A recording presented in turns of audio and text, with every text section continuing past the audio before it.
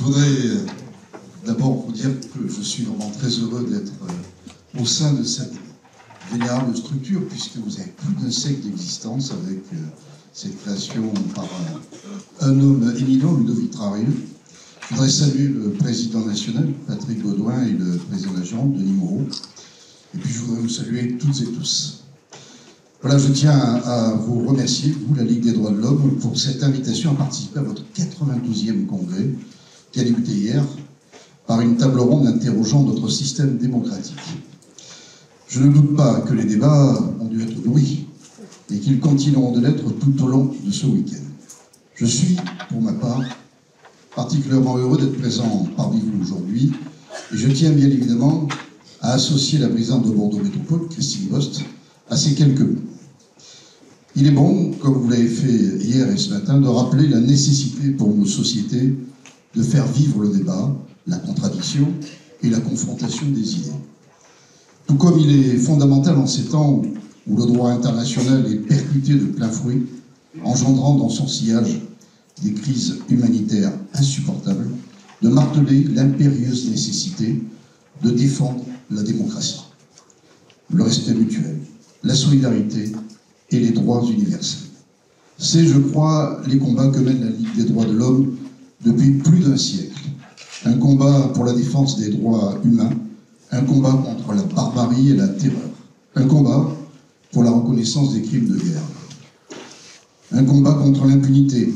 Bien plus encore, c'est un appel à la mobilisation que s'efforcent de lancer au quotidien tous les militants de la Ligue.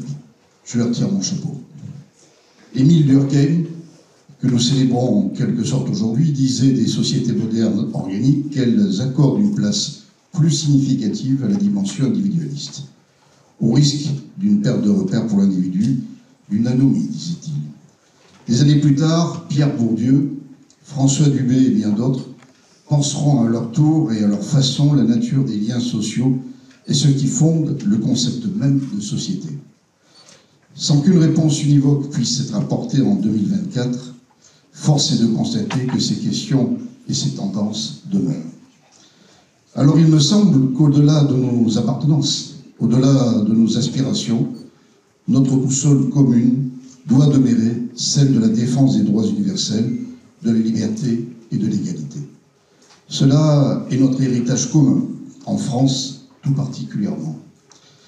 C'est le point de départ de nombreux autres textes à travers le monde, et c'est à l'aune de cet héritage que nous devons encore et toujours interroger l'histoire qui est en train de s'écrire sous nos yeux, sans défaitisme et sans résignation. Il est essentiel de se mobiliser, je le disais, pour promouvoir la liberté, l'égalité, pour s'insurger contre les violences et les discriminations.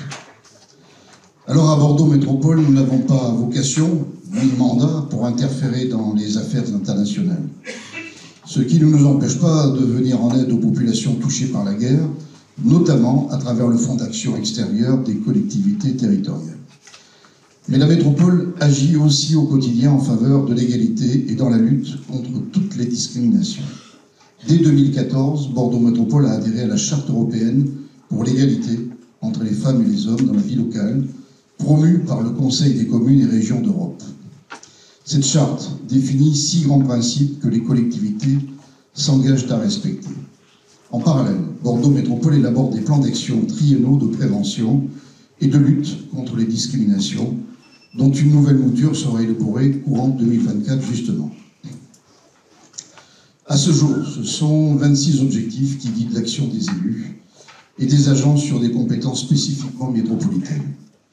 Je ne vais pas toutes les détailler, mais je citerai parmi l'ensemble des actions la sensibilisation et la formation à la non-discrimination, la lutte contre les inégalités dans l'accès à la santé, ou encore la mise en place d'une cellule d'écoute dédiée aux ressentis discriminatoires au sein du personnel de Bordeaux Métropole.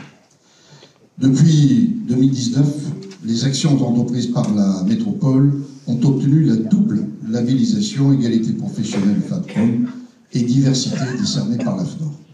Cette labellisation est particulièrement importante pour nous, car elle repose sur un cahier des charges exigeant et traduit la démarche d'amélioration continue qui est la nôtre en matière d'égalité et d'exemplarité.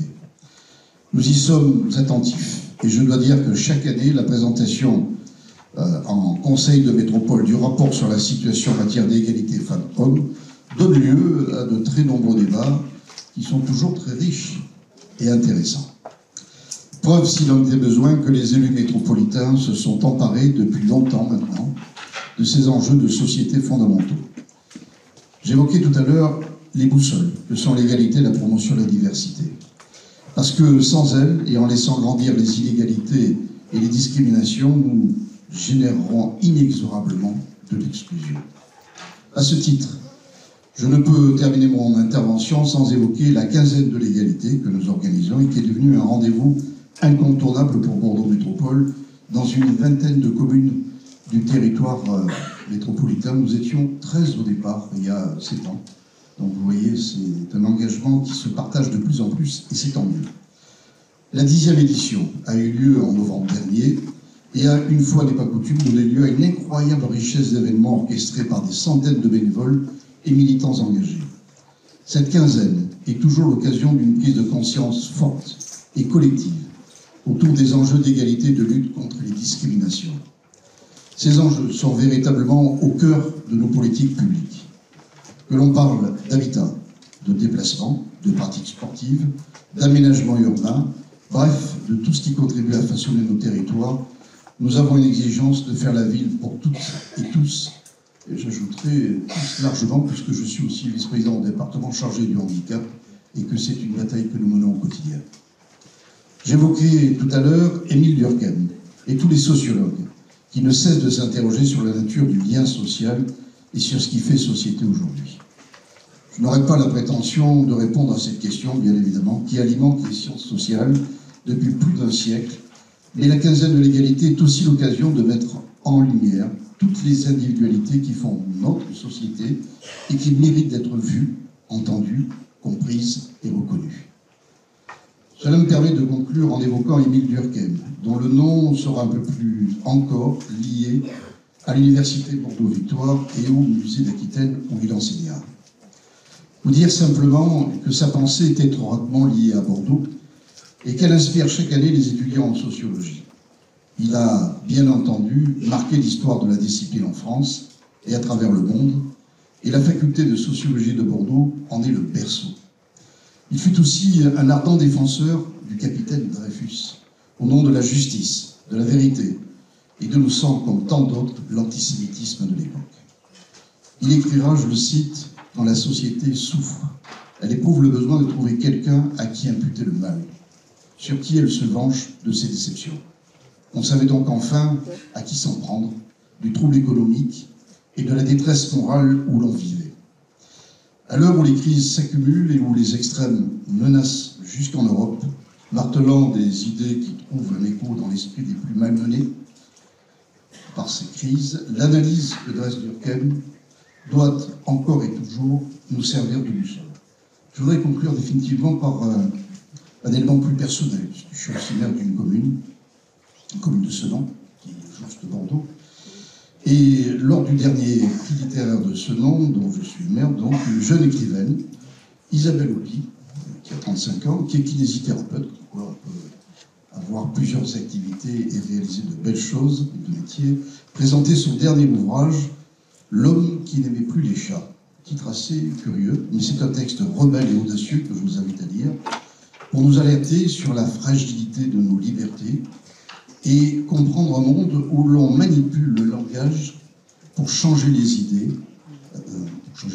Dans l'échange qu'elle eut avec nous, elle nous alerta justement sur la disparition d'un mot, le mot réfugié.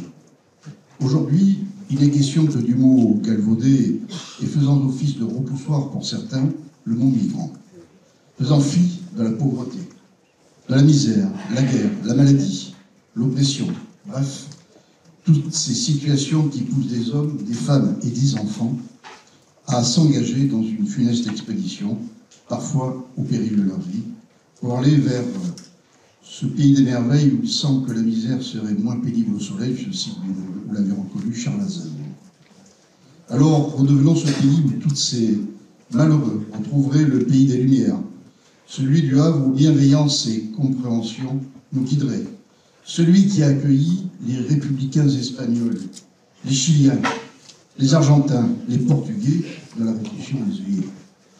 Pour conclure définitivement, je veux vous dire la fierté d'être le maire de la commune aux 82 nationalités, où la paix règne et où la richesse des cultures et des échanges font notre quotidien. Pour nous, l'étranger, c'est l'ami que tu ne connais pas encore. Merci de votre accueil et vive la liberté.